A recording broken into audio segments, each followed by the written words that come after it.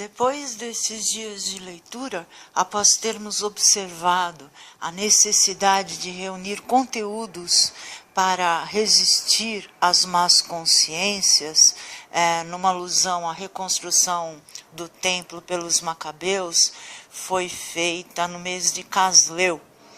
E no mês de Casleu se reúnem os rebanhos para protegê-los da chuva e do inverno, não é? Da tempestade que prova a prática da palavra de Deus em nós.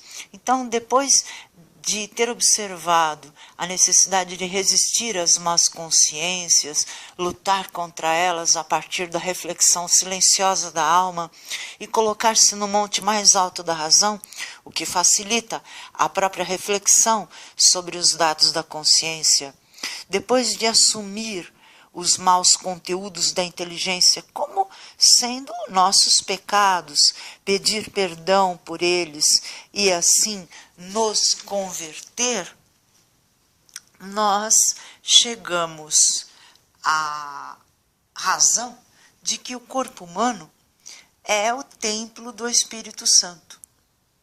O sol é a justiça, o sol é aquilo que o corpo sabe, porque Deus mantém o que o homem sabe.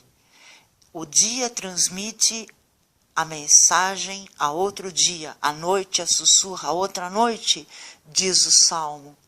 No corpo é uma alegoria da consciência em acúmulo. O mês de Casleu, já vimos, é o mês em que se reúnem e guardam os rebanhos, que são, numa leitura alegórica, os nossos bons pensamentos. Então, ao vencermos a batalha da má consciência contra a boa, tornamo-nos melhores em Cristo, mais evoluídos. Eu chamo a atenção para os versículos 33 a 53 da primeira leitura.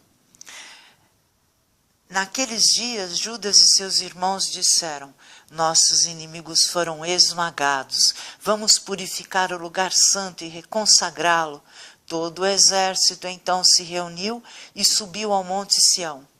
No 25º dia do 9º mês, chamado Casleu, do ano 148, levantaram-se ao romper da aurora e ofereceram um sacrifício conforme a lei sobre o novo altar dos holocaustos que haviam construído. Então, o sacrifício, numa leitura alegórica, é o nosso pensamento já imbuído de sagrado, que ainda é imperfeito. Então, nós imolamos uma ovelha, nós imolamos um bode. E essa é a alegoria do templo. Mas é preciso praticar constantemente o que foi observado, para evitar, no monte alto da razão, o orgulho transgressor, que é um nicho de hipocrisia e má política para o indivíduo. É preciso fazer sacrifícios dos maus pensamentos que geram a idolatria. A conversão, portanto, é constante, e constante quer dizer que dura a vida toda.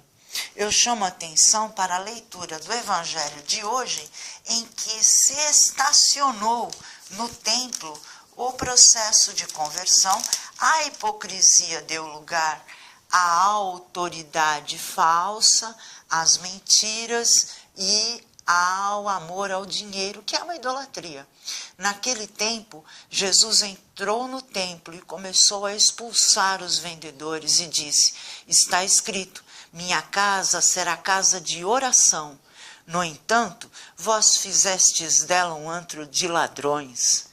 Jesus ensinava todos os dias no templo.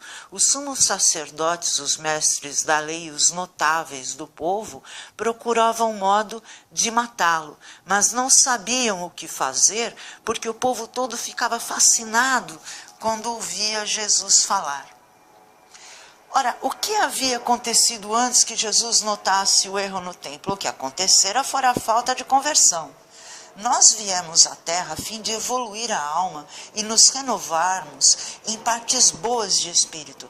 É preciso reconhecermos que nós precisamos da consciência verdadeira, precisamos da verdade para alcançarmos. E só em Deus isso é possível.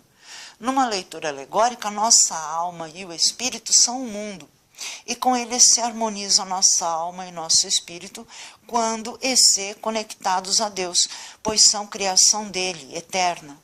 Deus é o caminho e a verdade do conhecimento, da ciência e do prazer. Eu chamo a atenção para o salmo de resposta. Bendito sejais vós, ó Senhor Deus de Israel, nosso Pai, desde sempre e por toda a eternidade. A vós pertencem a grandeza e o poder, toda a glória, esplendor e majestade, pois tudo é vosso, o que há no céu e sobre a terra.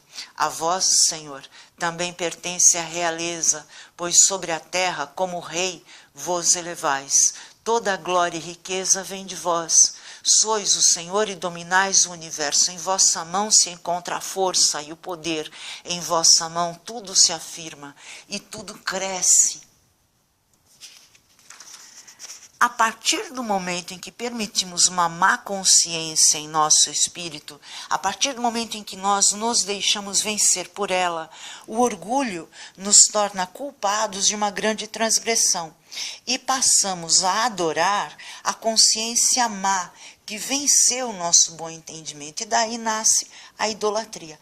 A hipocrisia vem justamente reforçar o mal no outro, num toma lá da cá de favores de templo a templo, ou seja, de corpo a corpo humano.